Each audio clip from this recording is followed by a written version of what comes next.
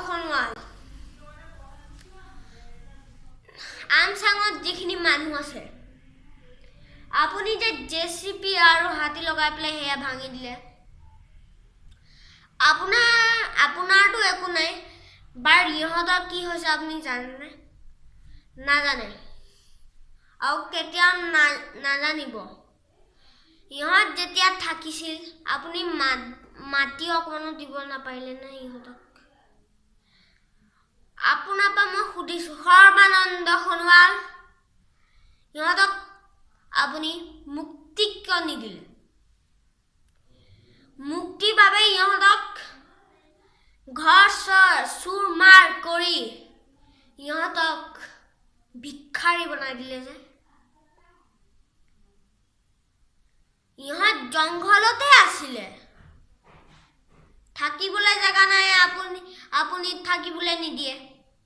চৰকাৰী মাটি নাই সেইকাৰণে ইহঁতে জংঘলতে আছিলে আপুনি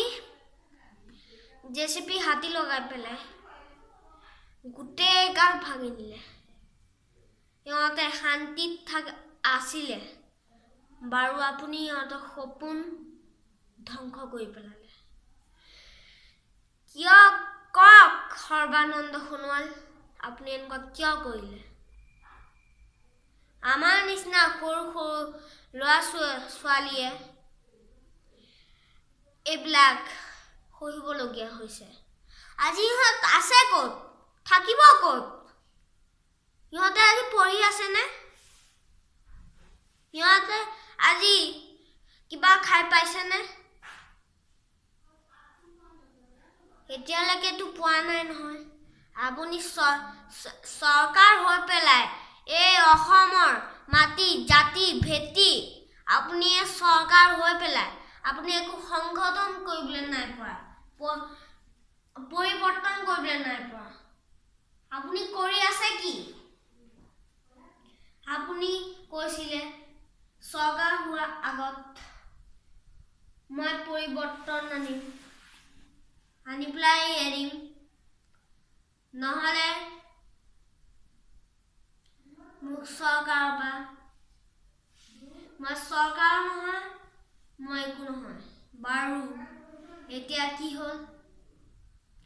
আপুনি ক'ত সৰ্বানন্দ সোণোৱাল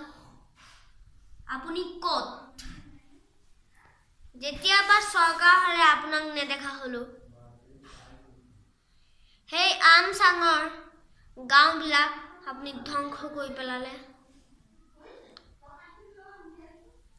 বাৰু আপুনি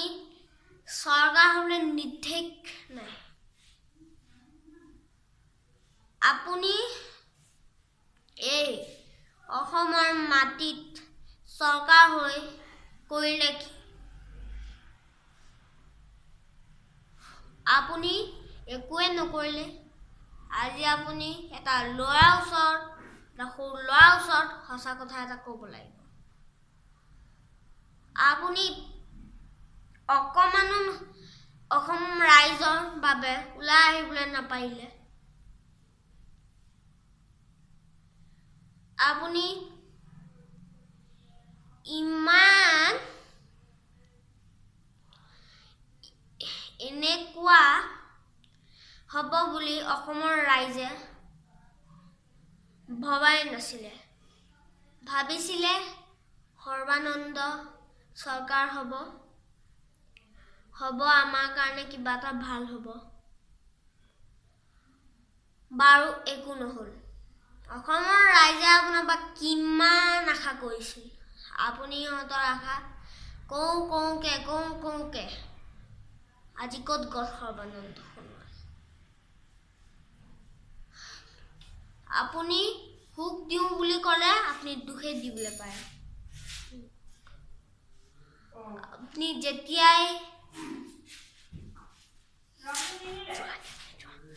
আপুনি যেতিয়াই আহিব মোলৈ এবাৰ চাব আৰু ক'ব সেই নিৰ্দেশটো ক'ব কি আপুনি আপোনাৰ যোনটো মই প্ৰশ্ন সুধিছিলো সেইটো উত্তৰ ক'ত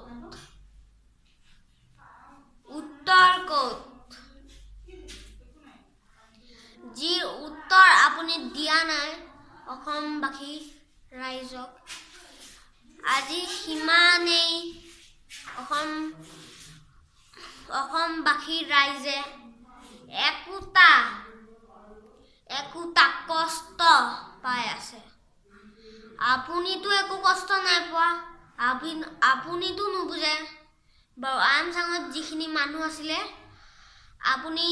হেয়া ভাঙি পেলাই বহুত বেয়া কাম কৰিলে আপোনাক মই নিৰ্দেশ দিছো যে আপুনি অসমবাসী ৰাইজৰ বাবে কিবা এটা ভাল কাম কৰক